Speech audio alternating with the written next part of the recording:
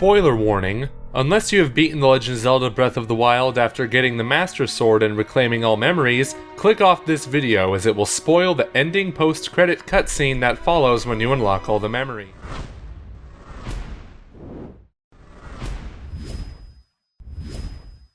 The Legend of Zelda Breath of the Wild redefined many of the series' most established conventions. Most of these have been welcomed with open arms, while others might need to be reconsidered for the next game. Even so, there is one convention break with greater implications than anyone could have imagined, and that is tied to the Holy Triforce, which has a brand new meaning. Let's find out how on this 32nd anniversary of the Legend of Zelda franchise inside Breath of the Wild.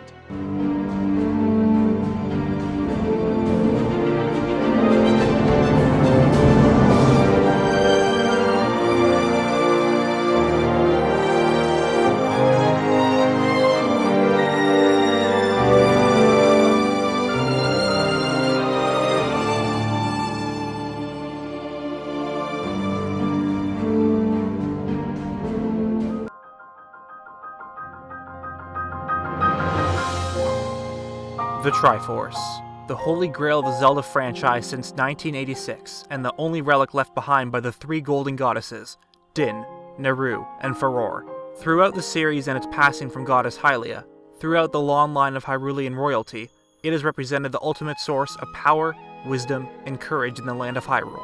Despite its divine origins, the consequences tied to the struggle over it has led Hyrule time and time again at the brink of destruction.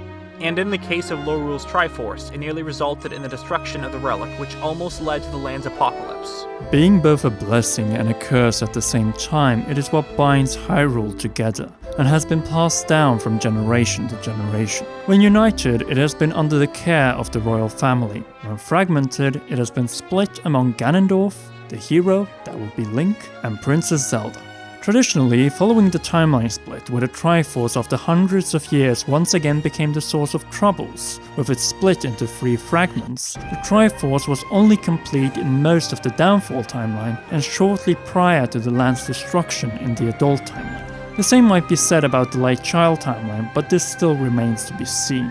The point is that in Breath of the Wild, the Triforce is surprisingly absent until the final memory is unlocked, or Dark Beast Ganon is delivered on a silver platter to Princess Zelda, who, as the first princess in the series, is wielding the complete Triforce, with the exception of the princess who first sealed Calamity Ganon. Anyway, why is this such a big deal? The reason is simple. It marks a reversal of roles from the Queen, not the King, to wield the Triforce, since the Triforce was the reason why everything depended on Princess Zelda, as it was not under King Rhoam Boss Varamis' care, or Link's for that matter.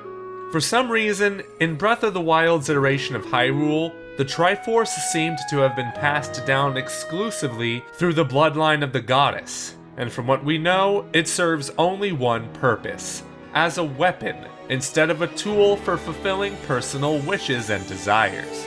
This would explain why the passing of Zelda's mother, the Queen of Hyrule at a young age, was so devastating to the kingdom and King Rhoam, who, as mentioned in his and Zelda's diary, after a short period of grief set all his efforts on making sure that his daughter, Princess Zelda, would be able to wield the power passed down from her mother. We know that the Triforce, when split, can be passed from generation to generation, but Breath of the Wild represents the only example where the sealing power, which obviously is the Triforce, is being explicitly passed through the bloodline from mother to daughter.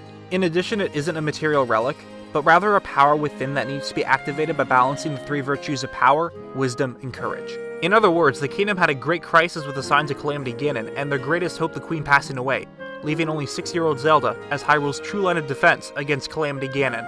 None of the memories or diaries in the game state explicitly if this power can be shared or only be passed through death from mother to daughter, but the lack of her mother as a proficient teacher had no doubt a great impact on Zelda's struggle to unleash her hidden power.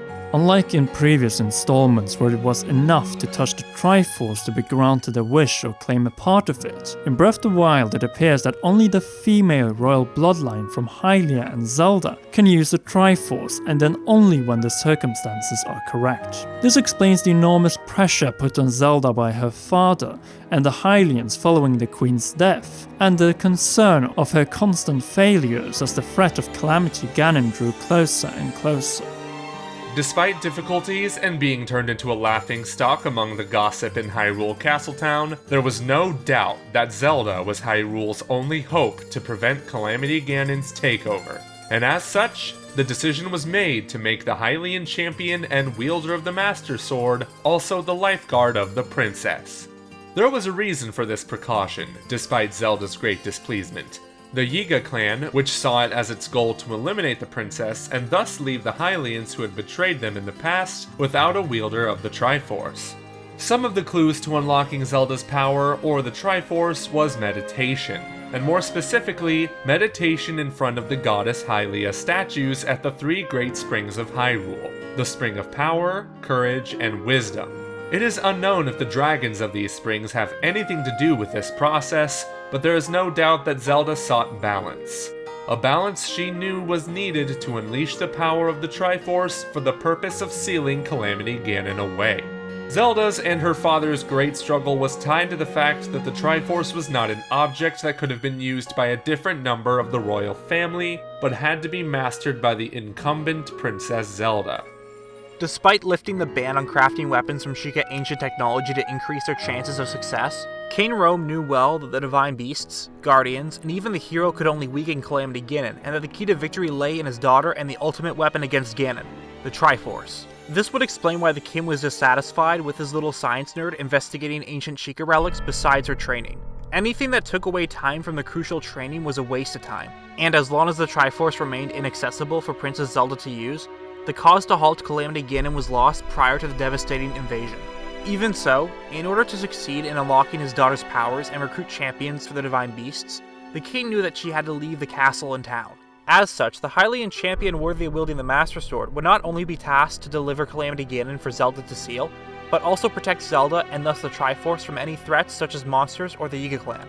The Yiga clan, being sworn enemies of the Hylians and servants of Ganon, attempted to take the princess's life, but were prevented to do so by Urbosa and Link. But back to the Triforce as a divine weapon against Malice and Ganon. Zelda failed to unlock the Triforce in time, and as such, Hyrule Castle, town, and kingdom fell. But it was first when Link's life was on the line by a group of guardians that the true power of the Triforce was finally unleashed. Why was this?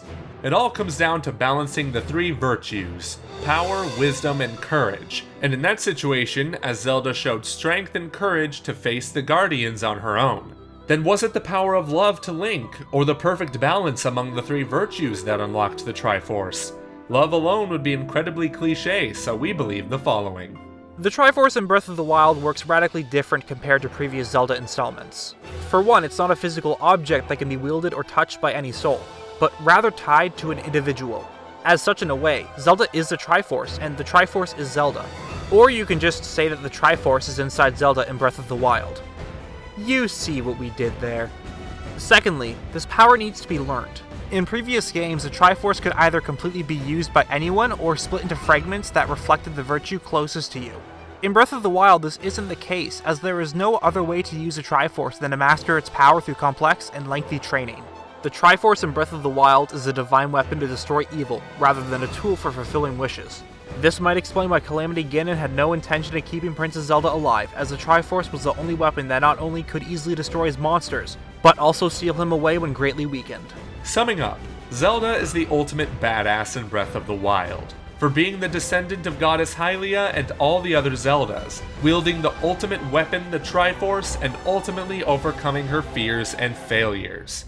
Nevertheless, this doesn't mean that Link was useless, as despite not being capable of annihilating or sealing Calamity Ganon this time, he, along being the key for Zelda to unleash the Triforce, had a role to fulfill with the Master Sword. But that is a theory you will find on NintendoBlackCrisis' channel, and in the card at the end of this video. But before you go, make sure to like this theory, comment, and if you are new, why not celebrate the Zelda anniversary or any other day you watch this by subscribing to the Commonwealth Realm and our guest NintendoBlackCrisis for more Zelda and Breath of the Wild goodness. Finally, we want to thank all our gracious patrons and royal producer Kenyatta Ali for supporting us on patreon.com/commonrealm. And now you have two choices. Check out the second half of our Zelda Theory collab with NintendoBlackCrisis, or see what deadly sins Breath of the Wild has. The choice is yours.